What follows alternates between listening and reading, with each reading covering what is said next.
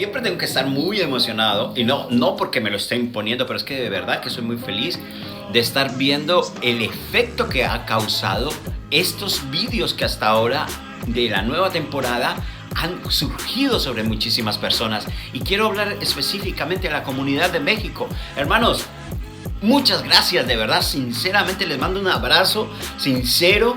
Ojalá se pueda organizar las propuestas de ir a predicar a México. Estaría dichoso, estaría gustoso. Así que, hermanos, sigan compartiendo este vídeo allí en estos vídeos, estos devocionales allí en México. Estemos orando y estemos clamando para que puedan seguirse transmitiendo y retransmitiendo en México. Hermanos, Dios bendiga a México, Dios bendiga a Latinoamérica y que Dios nos permita podernos conocer pronto personalmente. Yo soy Alfonso Gómez de agopla.com. Hago 3 devocionales a la semana que los coloco en mi página web www.agopla.com y hago un vídeo semanalmente. Quiero contarles una buena historia en esta parte de la introducción. Quiero contarles una buena historia, y es que el libro que tuve la oportunidad de escribir en mayo del año pasado lo estoy reeditando. Las ventas no han sido lo que esperaba, pero ya estamos trabajando con un selecto equipo de profesionales que me están ayudando a reeditarlo, y haremos dentro de unos 6 meses un relanzamiento del libro en formato digital y en formato papel para quien le guste. Tengo por costumbre que estos devocionales invitar a un artista, a un cantante cristiano, a un salmista, y yo quiero agradecerle al hermano que hoy nos va a ministrar este tiempo que ha invertido en enviarnos su vídeo, de querer compartir con nosotros. Síguelo también en sus redes sociales. Al final de la descripción va a estar cuáles son, pero también quiero que sigas a Luciano Manfrinato, que sigas en sus redes sociales. También en la descripción del libro estarán sus páginas y cómo puedes de pronto aprender música, cómo ministrar por medio de Luciano. Él ofrece servicios online de enseñanza. Aprovéchalo. No es ya una excusa de que él esté en Inglaterra y tú estés en Guatemala o en Colombia. Las redes sociales nos acercan, el internet nos acerca. Aprovecha este hombre de Dios para que te enseñe a cómo ministrar la presencia de Dios. Sin más preámbulos, permitamos que nuestro hermano nos ministre en este momento.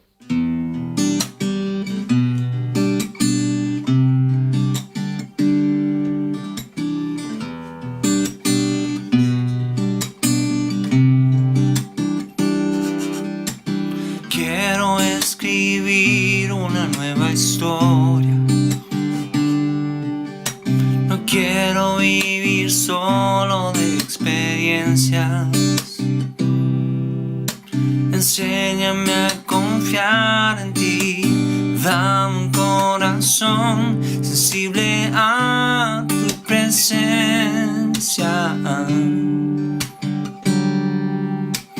Quiero escribir una nueva historia. No quiero vivir solo de experiencia. Enséñame a confiar en ti. Dame un corazón sensible a tu presencia. Espíritu Santo, quiero caminar contigo. Espíritu Santo, llévame más profundo en tu río. En tu río, Espíritu Santo, quiero caminar contigo. Espíritu Santo, llévame más profundo en tu río. En tu río, yo quiero escribir una nueva historia. No quiero vivir solo de experiencias. Enséñame a confiar en ti. Dame un corazón sensible a tu presencia. Yeah. Espíritu Santo, yo quiero caminar contigo. Espíritu Santo, llévame más profundo en tu río. En tu río, Espíritu Santo, yo quiero caminar contigo. Espíritu Santo, llévame más profundo en tu río. En tu río, tú me recuerdas que soy hijo del Rey. Tú me llevas a toda verdad. En ti libre soy, contigo todo lo puedo. Señor, Espíritu Santo, yo quiero caminar contigo. Espíritu Santo. Wow, Espíritu Santo, gracias. Gracias por lo que tú has hecho. Gracias por lo que tú haces. De verdad, gracias por utilizar esta persona con esas palabras, Señor, con esa instrumentación para ministrar nuestra vida, para tocarnos, para demostrarnos tu amor, Espíritu de Dios, Espíritu que da vida. Muchas gracias, sinceramente, muchas gracias por estar ahí, para utilizar a este hermano, Señor, ministrándonos por medio de tu palabra. Hacer devocionales no es nada fácil, no es nada sencillo, porque no hay manera de agradarle a todo el mundo. No podemos ser monedas de oro para agradar a todo el mundo. Habrá quien nos critique, habrá quien nos ataque, habrá quien nos insulte, habrá quien nos maldiga. No estoy haciendo una simple anotación. Estoy hablando de las cosas que realmente suceden. Pero cuando tenemos los ojos puestos en Cristo Jesús, logramos comprender qué es lo que sucede. En lo que hoy quiero hablar, trata un poco de eso. De dónde tengo la vista puesta, hacia dónde estoy mirando, cuál es mi objetivo en mi vida y de dónde me baso para tener mi vida. Estamos en la carta a los Romanos, que es el evangelio del apóstol Pablo. Así como Lucas cogió el evangelio de Marcos y lo investigó tan profundamente que hizo varios libros, como fueron la carta de los Hechos, como fue Lucas, y colaboró en otras cartas apostólicas. Lo perfeccionó y hoy tenemos el evangelio de Lucas. Pablo tenía su evangelio y en la carta a los Romanos. Y dice en el versículo 3 del capítulo 1, este evangelio, o sea, Romanos, habla de su Hijo, Jesucristo, que según la naturaleza humana era descendiente de David, pero que según el Espíritu de santidad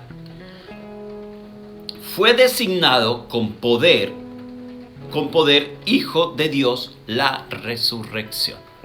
No me quedó muy claro, quizás haya sido una mala lectura de parte mía, permítame corregirlo. Dice el versículo 4, pero que según el Espíritu de santidad fue designado con poder Hijo de Dios en la resurrección. De esta forma tiene más sentido de lo que lo dije al principio.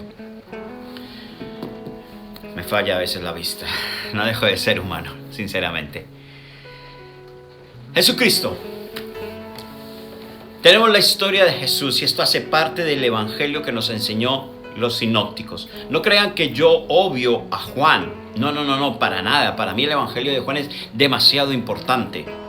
el apóstol del amor, Juan, el apóstol del amor, siempre habla de amor, tiene muchas influencias griegas, tiene muchas influencias helenísticas, pero no por ello no deja de ser un escrito, una composición literaria demasiado preciosa, de la cual estila la divinidad celestial.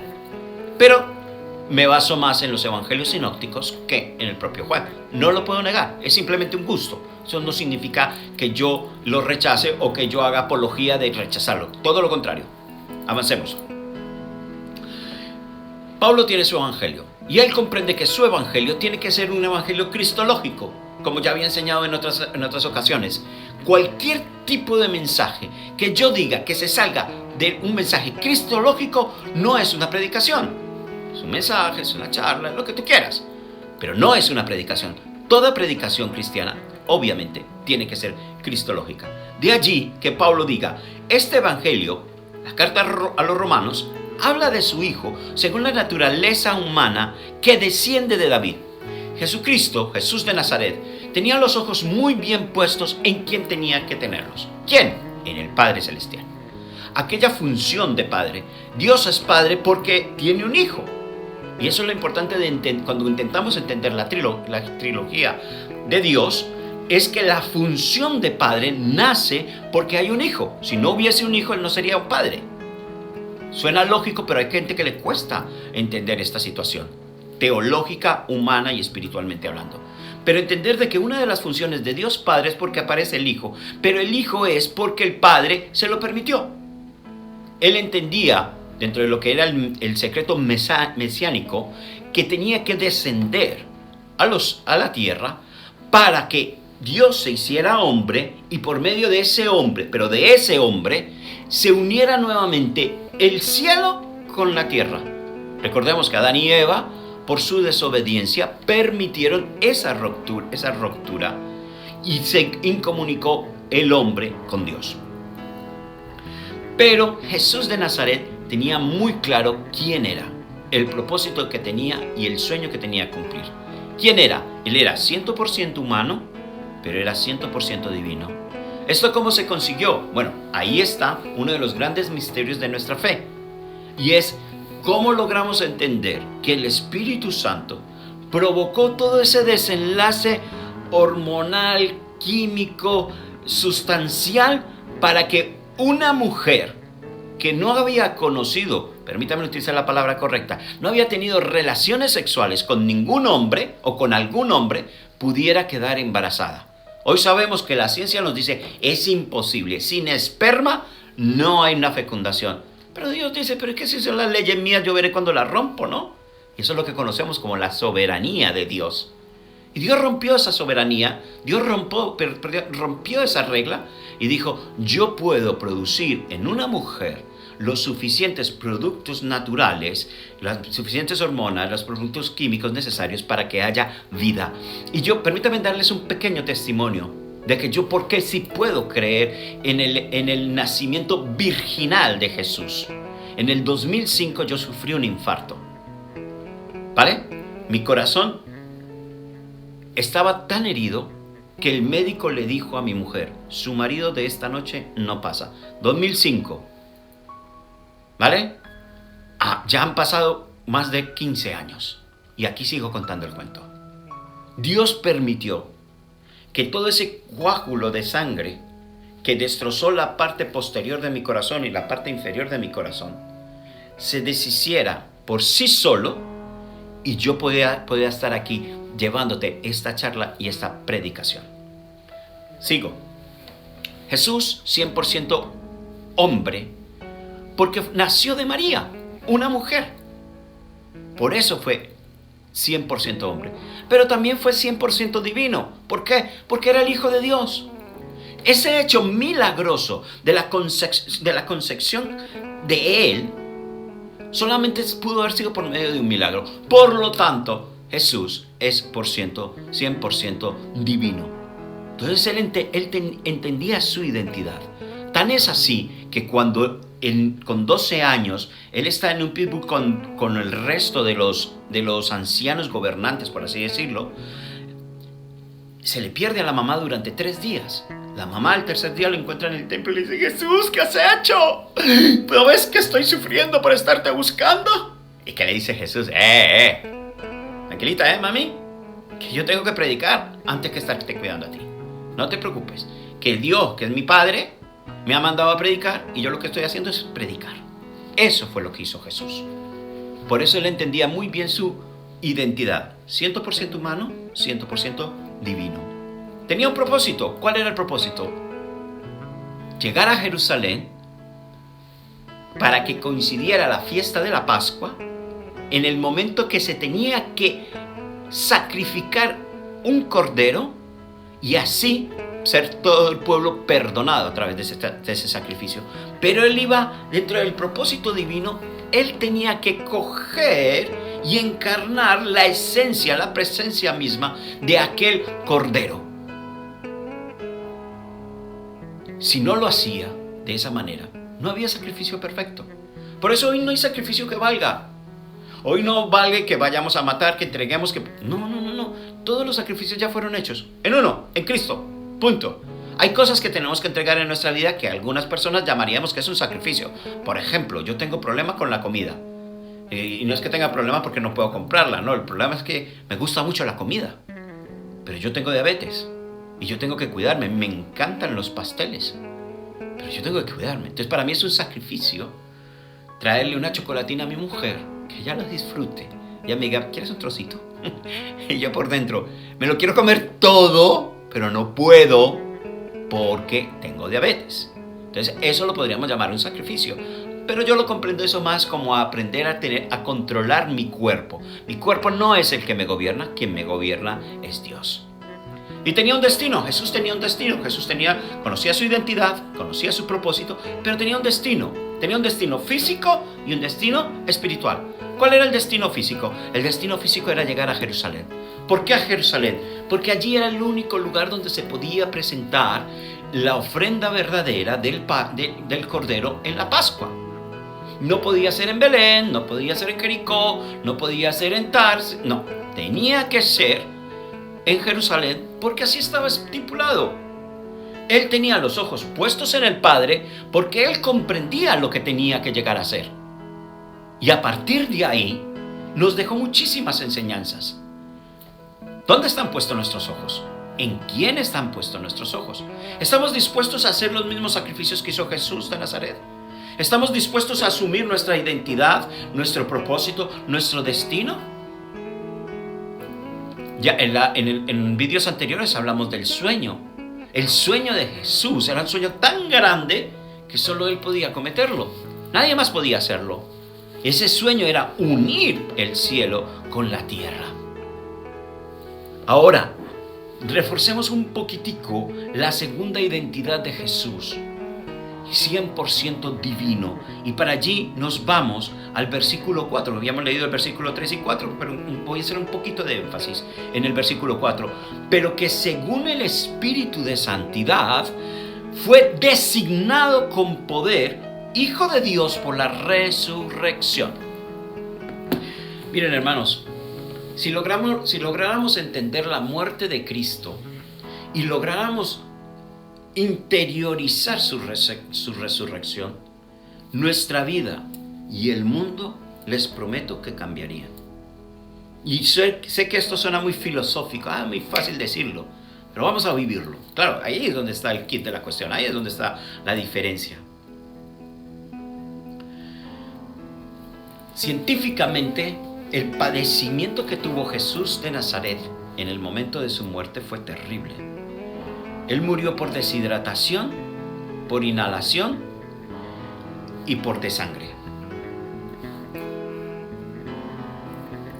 Este tipo de muerte es una tortura completa. Él tuvo que haber recibido 33 azotes. Y yo no sé si ustedes han visto la película de La Pasión de Jesús de Mel Gibson.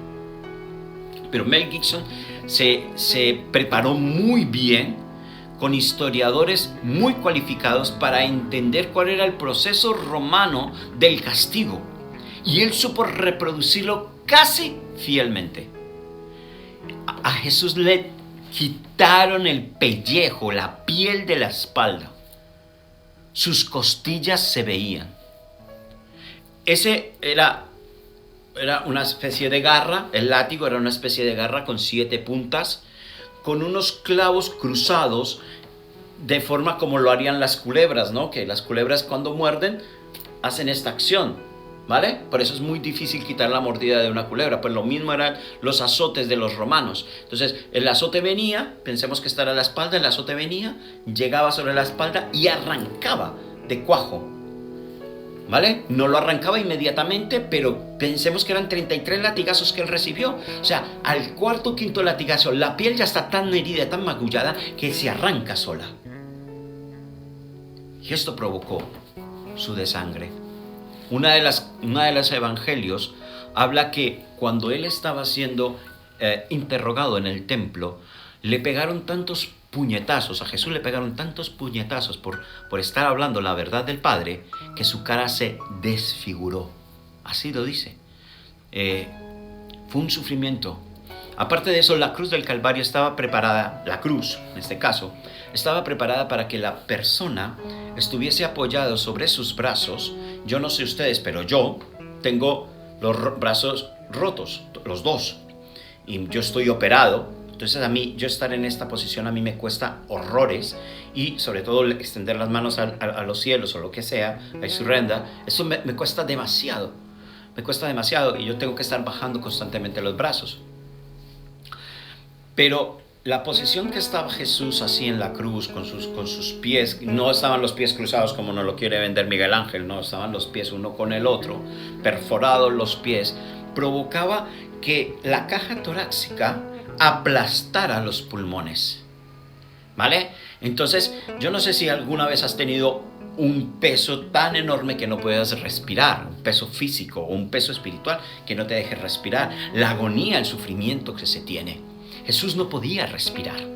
Entonces, no podía respirar, no había comido, no había bebido, estaba muriéndose desangrado. Normal que cuando anuncian a las 3 de la tarde que Jesús de Nazaret ha muerto, normal que Poncio Pilato diga, ¿y es que ya murió? Esa fue la pregunta de él. ¿Pero cómo puede ser que haya muerto? La orden de Poncio fue, quiébrenle las piernas a ellos para que haya tal sufrimiento que mueran de infarto. Pero es que Jesús no murió de infarto. Naturalmente, Él murió por lo que yo les acabo de decir. Una serie de situaciones que llevaron a un colapso orgánico tremendo y Él no podía sobrevivir. Listo. Dejemos ya de hablar de la muerte, demos un ligero carpetazo y vayámonos a la resurrección. Sabemos bíblicamente que Jesús resucitó a 3 personas que yo me acuerdo en este momento. Una fue la hija de Jairo, el otro fue el hijo de la viuda y el otro fue su amigo Lázaro. En el caso de la hija de Jairo, acababa de morir, llevaba pocos momentos de muerta. En el caso de el hijo de la viuda, se considera que fueron unos cuantos días que había muerto, no lo suficientes como para ir a enterrarlo. Y en el caso de Lázaro, ya su cuerpo había sido preparado para el entierro y estaba ya enterrado. Entonces fueron situaciones muy difíciles, pero que el Espíritu Santo guió. Pero claro, fue Jesús el que impuso las manos, oró y decretó. Y en el caso de él, ¿quién lo hizo? ¿Quién fue el que oró por Jesús? ¿Quién fue el que le dijo a Jesús, levántate de entre los muertos? ¿Quién? Y si reflexionamos y vemos, fue el Espíritu Santo.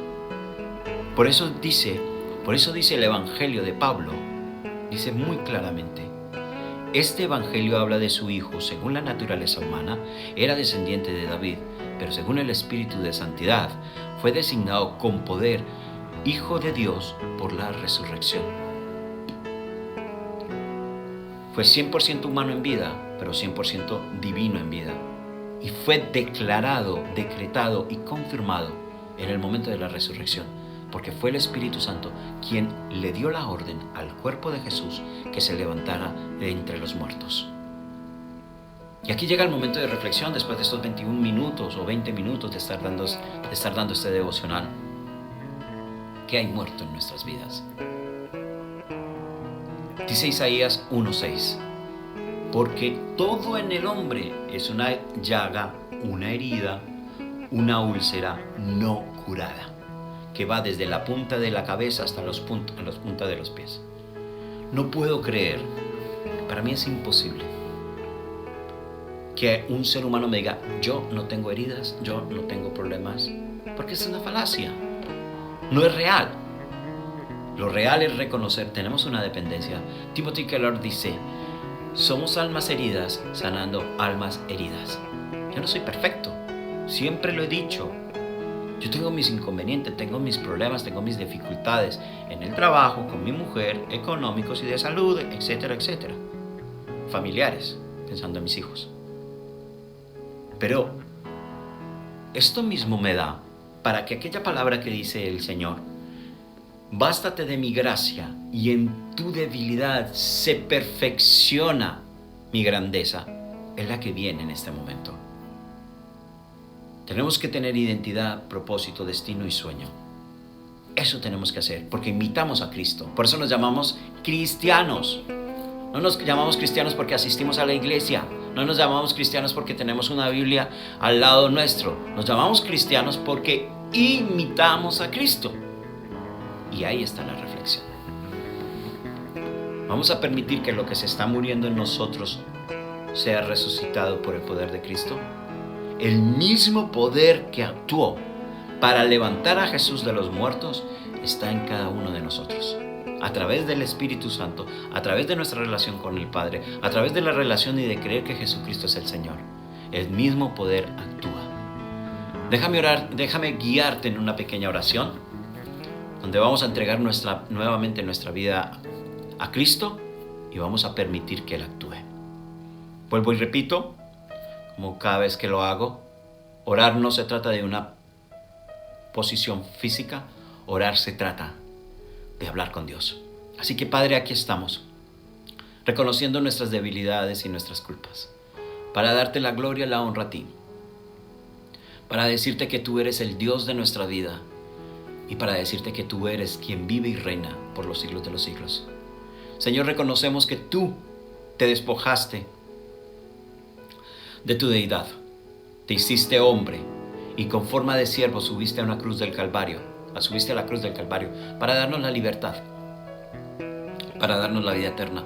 Por eso hoy te reconocemos como el Señor y el Salvador de nuestras vidas. Queremos adorarte, queremos exaltarte y queremos bendecirte, porque solo tú, Dios, eres fiel y verdadero, porque no hay nadie más como tú.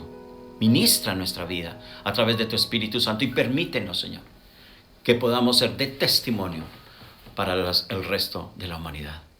Te lo pedimos en el nombre de Cristo Jesús. Amén. Bueno, hermanos, amigos, familia, partner, buddies, no sé ya más cómo llegar y decir, no olvides de compartir este video, no olvides de dónde has salido y que Dios te ha dado a ti la oportunidad de escuchar su palabra a través de este video. Han sido casi 25 minutos que hemos podido compartir, pero permite que otras personas también conozcan del amor de Dios de la misma manera en que tú lo has tenido. Nos vemos en el próximo video, próximo sábado. Mientras tanto, ¿qué tal un achuchón virtual? Y espero que algún día sea un achuchón real. Dios te bendiga, Dios te guarde. Chao, chao.